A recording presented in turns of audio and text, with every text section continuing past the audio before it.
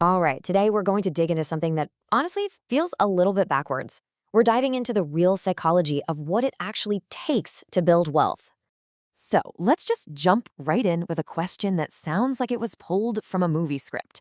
How did a small town janitor, a guy most people probably didn't even notice, manage to secretly build up an $8 million fortune?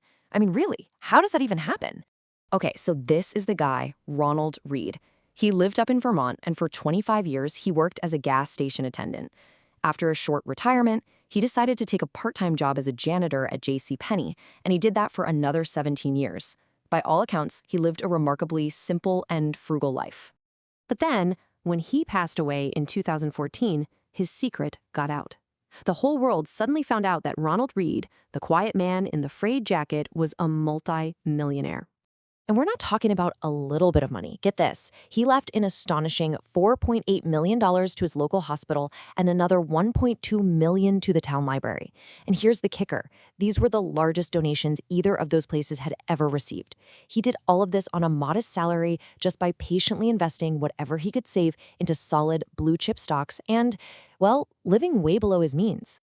You know, Ronald Read's story is so incredible because his entire approach is the polar opposite of what most of us do. His life really shines a light on a very common financial trap that so many of us fall right into. For most of us, when our income goes up, our spending goes up right there with it. A bigger paycheck doesn't actually lead to more wealth. It just leads to a nicer car, a bigger apartment, maybe more expensive coffees. The goalposts just keep moving. This actually has a name. It's called lifestyle inflation. You might have also heard it called lifestyle creep.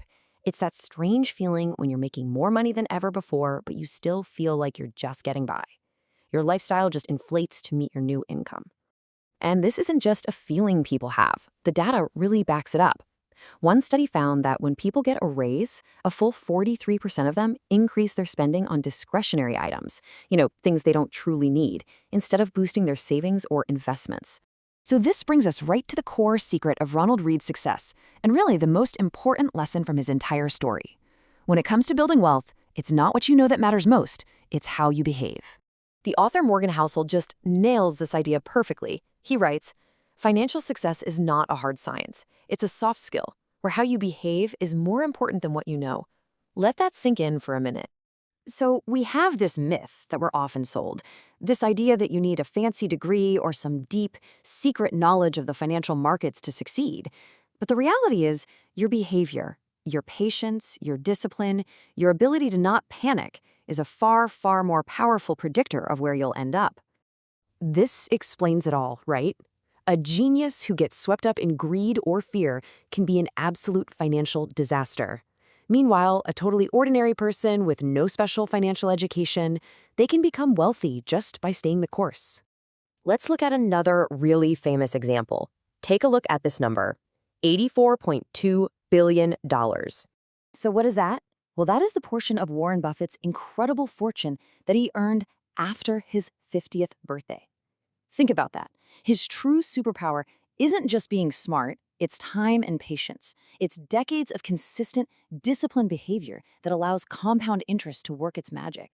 So all of this leads to a pretty profound shift in perspective. If wealth is created by saving, not by spending, then it means that real wealth is something we can't even see. Here is the crucial difference, right here. Being rich is about your current income. It's what you see people spending. But wealth is what's hidden.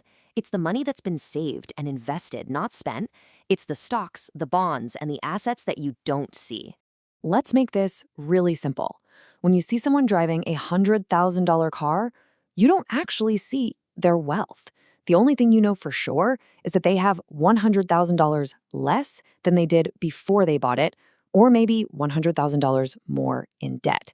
Visible luxury is very often the exact opposite of wealth. And this brings us right back to Ronald Read. He drove an old Toyota. He literally used a safety pin to hold his jacket together. He looked like the last person you'd ever expect to be rich. But his modest appearance, that wasn't a sign of poverty. It was the very engine of his incredible, unseen wealth. So if it's not about the cars and the clothes, then what is the ultimate goal? What is the true meaning of all this? At the end of the day, the goal isn't just to have more money, it's to have more options and more freedom. It's like the quote says, the highest form of wealth is having control over your time. It's the ability to wake up and do what you want, when you want, with who you want. And the path to that freedom, to that autonomy, it just comes back to this simple truth. Building wealth requires you to not spend the money that you have. That gap between what you earn and what you spend is the seed of your fortune. That right there is the definition of wealth. So I'll leave you with a final thought to chew on. The next time you see that flashy car or that super expensive watch, what will you actually see? A symbol of someone who's rich? Or will you see the evidence of wealth that someone no longer has?